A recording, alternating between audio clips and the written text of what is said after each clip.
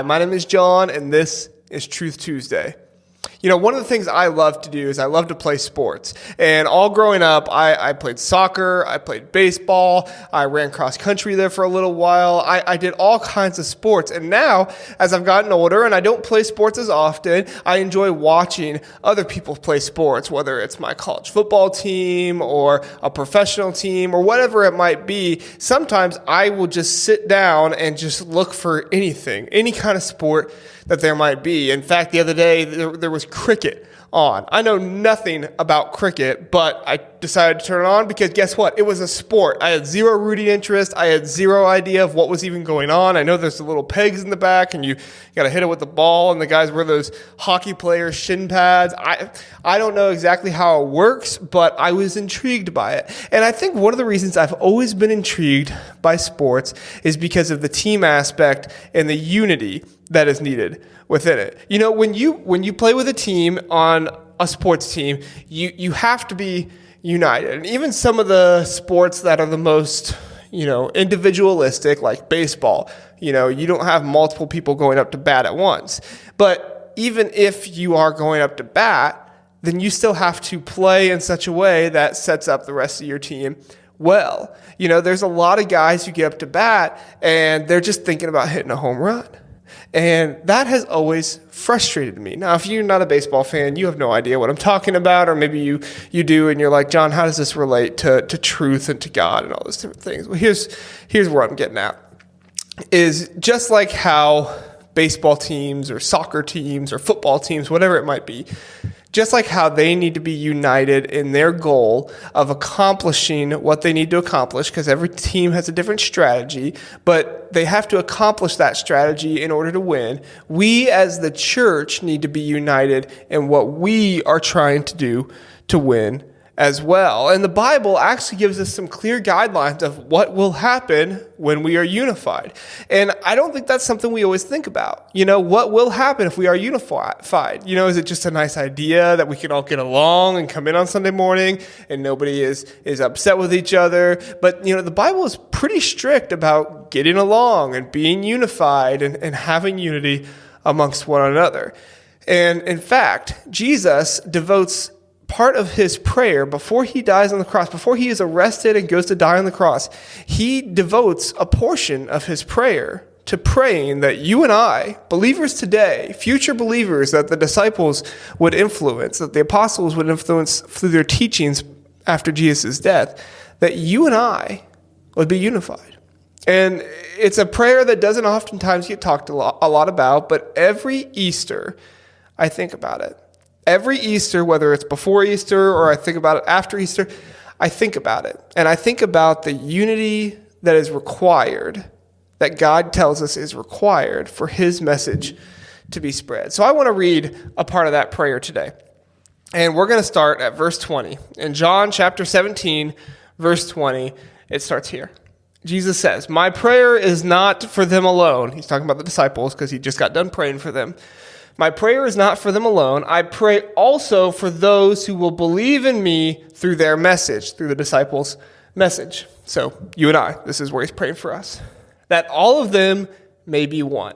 Father, just as you in me and I am in you, may they also be in us, so that," and that's an important part, because remember, in Scripture, whenever Jesus or Paul or somebody says, so that, it's so that something can become accomplished. They're praying for something and something else will be accomplished. So what is Jesus praying will become accomplished when we are unified? Here's what he says: "So that the world may believe that you being God, have sent me being Jesus. That the world may believe that you have sent me." So why be unified there?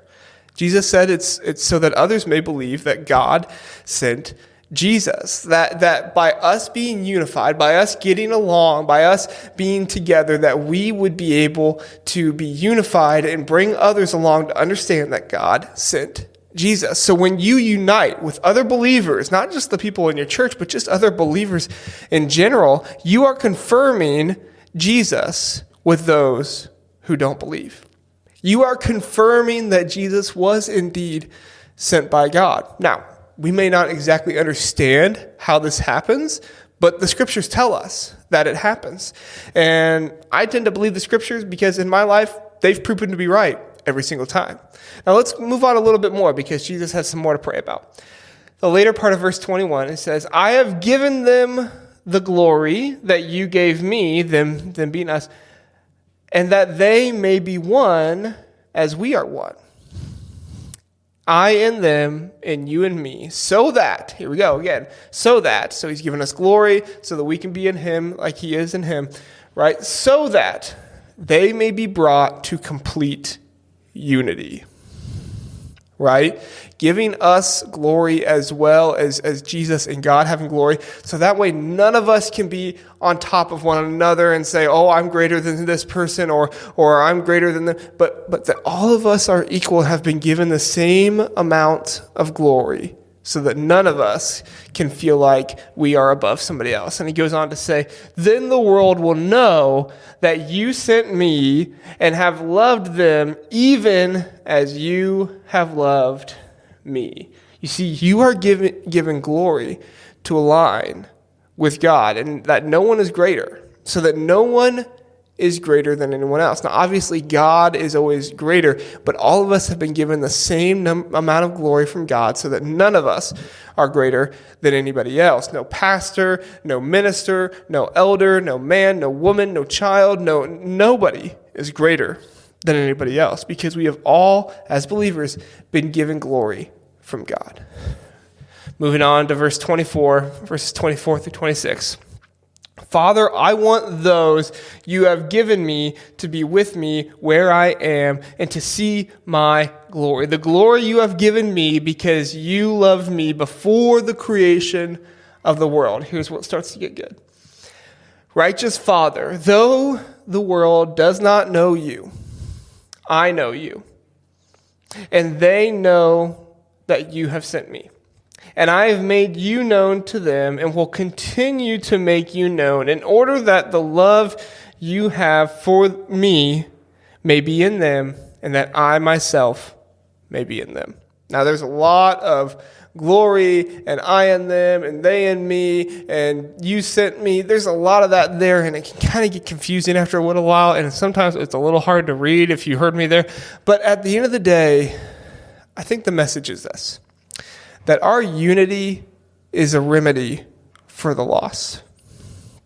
That you and I being united with one another is a remedy for those who are lost and don't know Christ. And that, in fact, Jesus tells us that when you and I are united, that when you and I find common ground, that when you and I decide that we follow Jesus is the most important thing, and if we disagree on anything else, that's okay because we still follow Jesus, that you and I being united confirms that Jesus was sent. You see, you and I get along so others can come along in their faith. And that's a pretty big ask, right? Because it's not easy to get along with other people. I myself have a hard time getting along with every single person I meet. But I pray about it, I work on it, and I try to do my best. And I would pray each and every day that you would be united with other believers. Work with them, love them, try to find common ground with them, whether your disagreement is something political or something about sports. Find unity and understand that we as believers are all following Jesus and trying to help others to follow him as well. Thanks so much for listening. Have a great Tuesday.